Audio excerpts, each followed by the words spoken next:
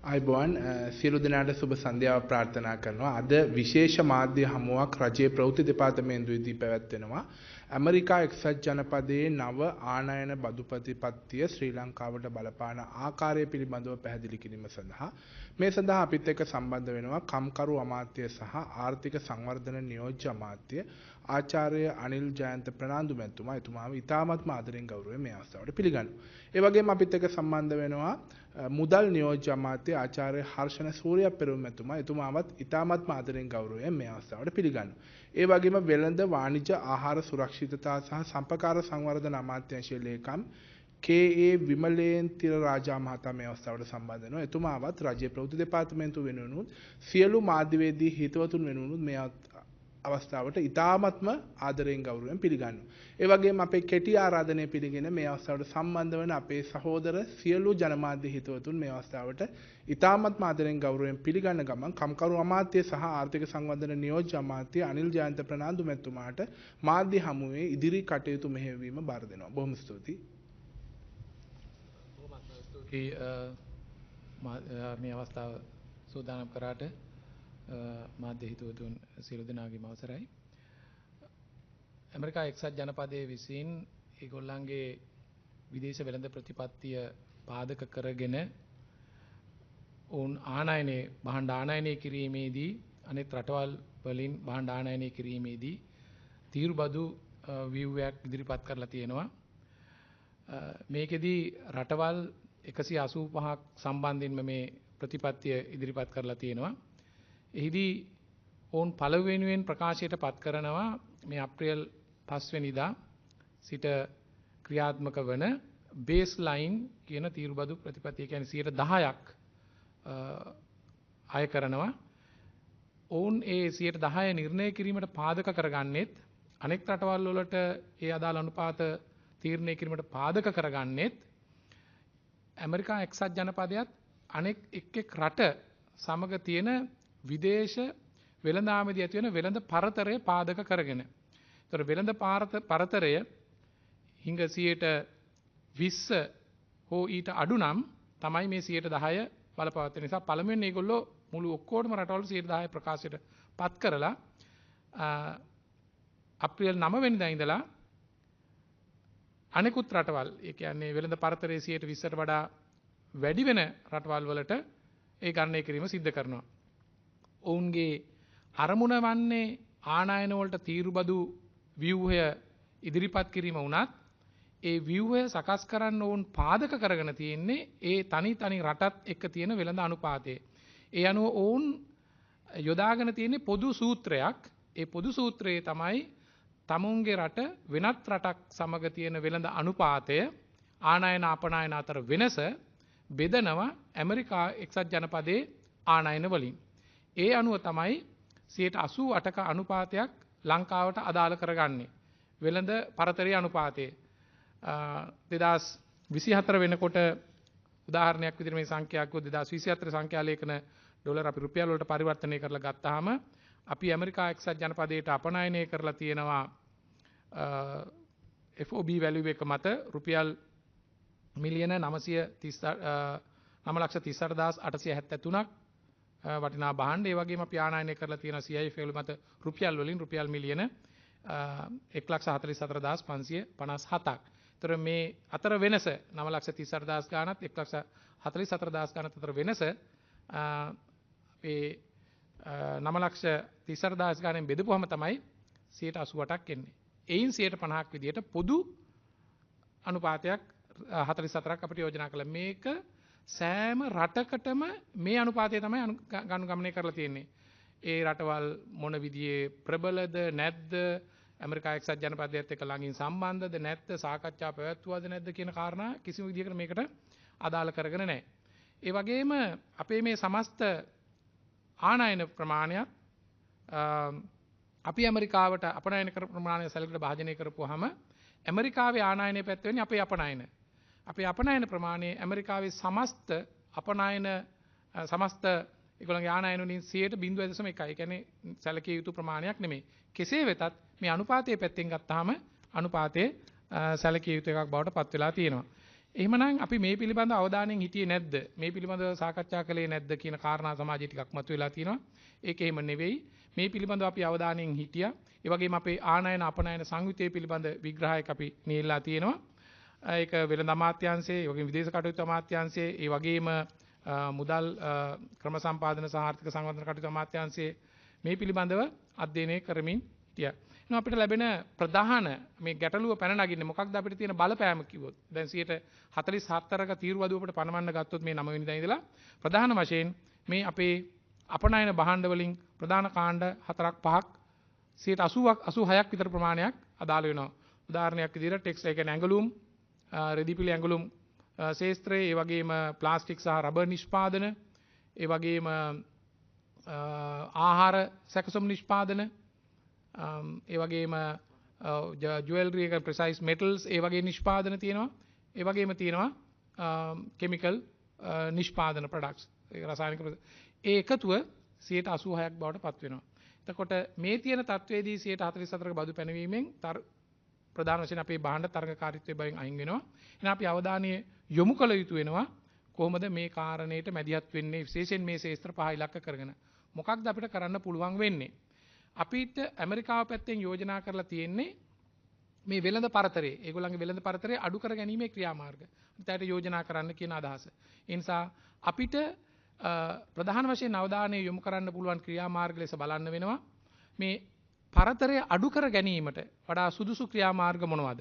ඒ වගේම තමයි මේ තීරුබදු ව්‍යුහයේ යම් යම් වෙනස් කිරීම කරන්න පුළුවන්ද කියන කාරණා සම්බන්ධයෙන්. ඒ සඳහා විශේෂ කමිටුවක් පත් කළා. අපි කමිටුවක් පත් කරලා තියෙනවා. ඒ කමිටුවට පුද්ගලිකාංශය සම්බන්ධ වෙනවා. ඒ වගේම රාජ්‍ය ආයතන වල නිලධාර මහත්මාතීන් සම්බන්ධ වෙනවා. ඒ වගේම මමත් අපේ නියෝජ්‍ය ඇමතිතුමා හර්ෂණ සූර්යපෙරුම මෙතුණත් ඒකට සම්බන්ධ වෙනවා වැඩ කටයුතු කරන්න. ඒ වෙනකොට දැනටමත් අපි දිනපතා මේ කමිටුව රැස් වෙමින් අදාළ යෝජනා ඉදිරිපත් කරමින් තියෙනවා. ඉදිරියේදී මේ පිළිබඳ දැනුම් දෙනවා. ඊටත් අමතරව අපි මේ தત્ත්වය පැන නගින්න කලින් අපිට කළ හැකි දේවල් ඒ ශේත්‍රයේ ඉන්න ප්‍රාමාණික දැනුම තියෙන අයත් එක්ක සාකච්ඡාවට ගණනාවකුත් පැවැත්තුවා. විශේෂයෙන්ම කදිරගාම ආයතනයත් එක්කම සාකච්ඡා ගණනාව එතන ආයතනයේ විද්වතුන් කැඳවල සාකච්ඡා කීපයක් මතු කළා. ඊට අමතරව මේ වැදගත්කම තියෙන මේ විදේශයෙන්ම මේ තීරුබදු පැනවීමේදී ඇමරිකානු එක්සත් ජනපදයේ සම්බන්ධ වෙන්නේ ඇමරිකානු එක්සත් ජනපදයේ ට්‍රේඩ් රෙප්‍රසන්ටේටිව් කාර්යාලය ඔෆිස් එක. අපි දිගටම මේ සම්බන්ධතාවයේ තියාගෙන හිටියා. මේ ප්‍රකාශය කරන්නේ ඇමරිකාවේ අප්‍රේල් 2 වෙනිදා. අප්‍රේල් 1 වෙනිදා අපේ තානාපතිතුමා ඇමරිකාවේ ඉන්න ඇමරිකා එක්සත් ජනපදයේ තානාපතිතුමා එහි සිටින US Trade Representative කණ්ඩායමේ සහකාර කියන්නේ Assistant US Trade Representative for South and Central Asia ඒ තමයි Mr. Brendan Lynch. ඒ වගේම තමයි Miss Emily Ashby, Director for South Asia Office of the US Trade Representative regarding the impending announcement of made by Donald Trump. So that is to be second. ඒ කියන්නේ දෙවනිදා announcement එක කරන්න කලිනුත් අපි සාකච්ඡා කරනවා මේ தત્ත්වය මොකක්ද කියලා. ඉතින් ඔවුන් කියන දේ තමයි ඉතා පැහැදිලිව මේ අවසානයේ ඒ තනිතන් රට සම්බන්ධයෙන් තමයි අපි දන්නේ නැහැ. ඒ announcement එකෙන් පස්සේ තමයි මේ සාකච්ඡා කරන්න ඕනේ කියන කාරණේ ඉතාම පැහැදිලිව මේක ඇතුලේ කියලා තියෙනවා. එහෙම නැතුව මේක රටවල් අතර සාකච්ඡා පවත්වමින් ගිහිලා ගත්තු තීන්දුවක් නෙමෙයි. ඒ ඇමරිකා එක්සත් ජනපදයේ ඔවුන් අධ්‍යයනයක් කරලා ඔවුන්ගේ වෙළඳ ප්‍රතිපත්තිය අනුව කරන ප්‍රකාශය. ඒ නිසා ඒව කවදාවත් අවසාන මොහොතේ නම් කවුරුත් දන්නේ නැහැ. ඒ නිසා දැන් මේකට උදාහරණයක් විදිහට කිව්වොත් චීනය, එංගලන්තය, ප්‍රංශය, ආජන්ටිනාව වගේ රටවල් කිහිපයක් ඇමරිකාවේ නව වත්මන් ජනාධිපතිවරයාත් එක්ක සාකච්ඡාත් පවත්වලා තිබුණා ඒ විසිට් කරලා. හැබැයි ඒ රටවල් වලටත් මේ තියෙන ෆෝමියුලා එකෙන්ම අදාළ අනුපාතය නිර්ණය කරලා තියෙනවා. උදාහරණයක් විදිහට කිව්වොත් ජපානය, ඉන්දියාව, ඇමරිකා මේ UK, යුනයිටඩ් කින්ග්ඩම්. ඒගොල්ලන්ගේ ෆෝමියුලා එකට අනුව ජපානය, ඉන්දියාව, UK 46යි 52යි 10යි. ඒ අනුව යෝජනා කරලා තියෙනවා මේ භාගයේ 23යි 26යි 10 අර බේස් ලයින් එක 10 මේකේ මම කියන්න උත්සාහ කරන්නේ. අපි ඒ ඇමරිකාවත් එක්ක සාකච්ඡා පැවැත්වුවද කතා කරාද කියන එක කිසිම විදිහකට මේ ෆෝමියුලා එකට අදාළ වෙන්නේ නැහැ. මේ ලියුමෙත් සඳහන් කරලා තියෙන්නේ අදාළ ද්විපාර්ශ්වික සාකච්ඡා පටන් ගන්න වෙන්නේ කොහොමද මේ වෙළඳ අනුපාතය අඩු කරන කියන කාරණේ පටන් ගන්න වෙන්නේ දෙවෙනිදා මේක එනවුන්ස් කරාට පස්සේ. ඒ නිසා මේක පිළිබඳව වැරදි සමාජයට මත ඉදිරිපත් කිරීම ඇත්තටම අනවශ්‍ය තත්ත්වයක් නිර්මාණය කරනවා. ඒ වගේම අපි තවත් ක්‍රියාමාර්ගයක් ගත්තා මේ ප්‍රකාශ කරපු ගමම්ම මුදල් ක්‍රම සම්පාදන හා ආර්ථික සැලසුම් ආර්ථික සංවර්ධන අමාත්‍යාංශයෙන් මාධ්‍ය නිවේදනයක් නිකුත් කළා. මේ මාධ්‍ය නිවේදනයක් නිකුත් කළා. ඒක හරිය 4 වෙනිදා නිකුත් කරන්නේ මේ තත්ත්වය පැහැදිලි කරලා මොකක්ද මේ වෙලා තියෙන්නේ මොකක්ද අපි ඉදිරියට ගන්න ක්‍රියාමාර්ග කියලා. ඒ වගේ මේ මාධ්‍ය නිවේදනය අපි අපේ තානාපතිවරයා හරහා ඇමරිකා එක්සත් ජනපදයේ තියෙන ශ්‍රී ලංකා තානාපති කාර්යාලයට ඉදිරිපත් කළා. ඒ ඉදිරිපත් කරපුවාම දැනටමත් ඒ නිවේදනයේ අපි යොමු කරලා තියෙනවා දවල මන්දිරයට, ඒ වගේම රාජ්‍ය දෙපාර්තමේන්තුවට, ඇමරිකානු රාජ්‍ය දෙපාර්තමේන්තුවට, ඒ වගේම අපි අර කලින් සඳහන් කරපු ඇමරිකා එක්සත් ජනපදයේ ට්‍රේඩ් රෙප්‍රසන්ටේටිව් කාර්යාලයට, වගේම ජාත්‍යන්තර මූල්‍ය අරමුදලට, ලෝක බැංකුවට ඉදිරිපත් කළා තියෙනවා. ඒ ලිපිය ලැබුණ බව සඳහන් කරලා ඉදිරියේදී කටයුතු කරනවා. ඒක තමයි නිවැරදි රාජතාන්ත්‍රික භාවය වෙන්නේ. ඒ වගේම තානාපති වරයා මේ පැත්තෙන් ආදාළ සම්බන්ධීකරණය කරන ගමන්ම දෙවනිදා මේ ප්‍රකාශය කරපු ගමන් අපි ශ්‍රී ලංකාවේ ඉඳගෙන විශේෂයෙන් තානාපති කාර්යාලය ආරය තමයි මේ සම්බන්ධතාවය ඇති කරගත්තේ. US ට්‍රේඩ් රෙප්‍රසන්ටේටිව් කාර්යාලයේ නියෝජිතයන් දෙදෙනා විශේෂයෙන්ම ඒ දෙදෙනාත් ඇතුළුව මම කලින් නම් සඳහන් කළා බ්‍රෙන් ලින්ච් ඒ කියන්නේ assistant US trade representative for South Africa Central Asia සහ මිස් එමිලි ඒ දෙන්නත් ඇතුළුව නිලධාරීන් ගණනාවක් අපේ වර්චුවල් මේ තාක්ෂණය ඔස්සේ මීටින් එකක් රැස්වීමක් ගත්තා. ඒකට අපි දෙන්න සම්බන්ධ වුණා. අපේ කමිටුවේ පත් කරන ලද කමිටුවේ කණ්ඩායමත් සම්බන්ධ වුණා. ඉතින් කියන්න සන්තෝෂයි. ඔවුන් කිව්වා මේ ට්‍රේඩ් ගැප් එක අඩු කර ගැනීමට ඕගොල්ලන්ගේ පැත්තේ යෝජනා ඉස්සෙල්ලා ඉදිරිපත් කරන්න. ඒවත් එක්ක අපි සාකච්ඡා කරලා බලමු ඉදිරියේදී කියලා. ඉතින් අපි දැනටමත් යෝජනා ගණනාවක් සකස් කරමින් තියෙනවා. ඒ අවසාන යෝජනා ඊළඟ අඟහරුවාදාත් නැවත පැවැත්වෙන සාකච්ඡාවේදී ඉදිරිපත් කරමින් ඒ කටයුතු කරන්න සූදානම් වෙනවා. ඒ වගේ විශේෂයෙන්ම අවධාරණය කරන්න ඕනේ නැවත නැවතත් මේ ඇමරිකා එක්සත් ජනපදයේ ඉදිරිපත් කරපු මේ තීරුබදු සම්බන්ධ ප්‍රතිපත්තිය එක් රටක් එක්ක වෙන වෙනම සාකච්ඡා කරලා ගත්තු එකක් නෙමෙයි පොදුවේ ගත්තු තීන්දුවක් කියන එක. ඒ පොදුවේ ගන්න තීන්දුවේදී ඇමරිකා එක්සත් ජනපදයේ ප්‍රධාන වශයෙන්ම වැදගත් උනේ ඔවුන්ගේ රටට බලන වෙළඳ ශේෂයට බලපෑම් කරන ප්‍රධාන රටවල්. ඒ රටවල් ඇතුලේ තියෙනවා විශේෂයෙන්ම පළවෙනි කාණ්ඩයේ රටවල් 60ක්. ඒ රටවල් 60ටත් අපි අදාළ වෙන්නේ නැහැ.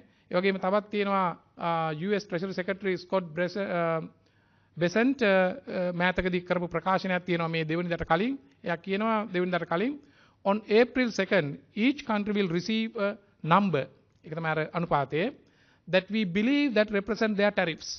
එතන කියනවා නම්බර් එකක් දෙනවා ඒක තමයි අපේ තීරුබදු කියලා.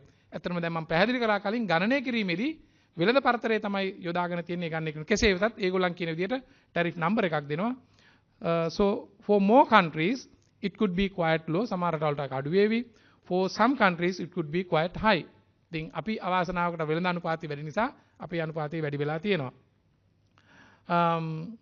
The Treasury Secretary expressed මේ Treasury Secretary කියන්නේ ඒගොල්ලන්ගේ භාණ්ඩාගාර ලේකම් කියන්නේ the hope that after a nation received its reciprocal tariff number it will come to us and want to negotiate it down.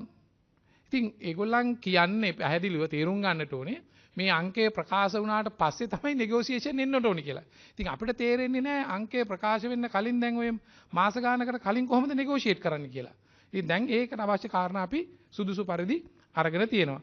But he also cautioned that there is what we call kind of the dirty 15. Dirty 15 කියලා රටවල් 15ක් හඳුන්වගෙන තියෙනවා and they have substantial tariffs. negotiate කරන්න පුළුවන් දෙවෙනිදාලින් පස්සේ ප්‍රකාශ කරාට පස්සේ ඒකට සූදානම් වෙන්න. හැබැයි රටවල් 15ක් තියෙනවා ඒක dirty 15 කියලා හඳුන්වගෙන තියෙනවා. ඒ 15ට තීරණාත්මකව වැඩි අනුපාත වදීවි කියලා. හැබැයි ඒ 15 ඇතුලේ අපි අදාළ නැහැ. ඒ 15 ඇතුලේ තියෙන රටවල් කීපයක් මම සඳහන් කරන්නම් අවබෝධය සඳහා.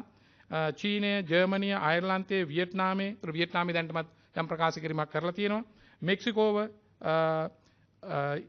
මොනවාද යුරෝපියන් යූනියන් එක, ජපානය, තායිවානය, සවුත් කොරියා, කැනඩා, වගේම තායිලන්තය, ඉතාලිය, ස්විට්සර්ලන්තය, මැලේසියාව. මේ ඩර්ටි 15. විතර අපි ඩර්ටි 15ෙත් නැහැ, පළවෙනි 60ෙත් නැහැ. නිසා අපි විය යුතු වන්නේ වඩාත්ම රාජතාන්ත්‍රික මට්ටමින් මේ සඳහා මැදිහත් වීම කියන කාරණය අපේ අවබෝධයේ තියෙන්නේ. මේ මට්ටමේ වෙනකොට ඒ සියලු කාරණා සිදු වෙමින් තියෙනවා. වඩාත් උචිත පරිදි ඇමරිකානු එක්සත් ජනපදයේ විසින් කරන මේ ඒකපාර්ශ්විකව තීරුබදු ප්‍රකාශය පිළිබඳ දැනටමත් අපේ කමිටුව අධ්‍යයනය කරමින් ඉදිරියේදී අවශ්‍ය සුදුසු ක්‍රියාමාර්ග ගන්නවයි කියන කාරණය සඳහන් කරන්නට ඕනේ. බොහොමත්ම ස්තුතියි.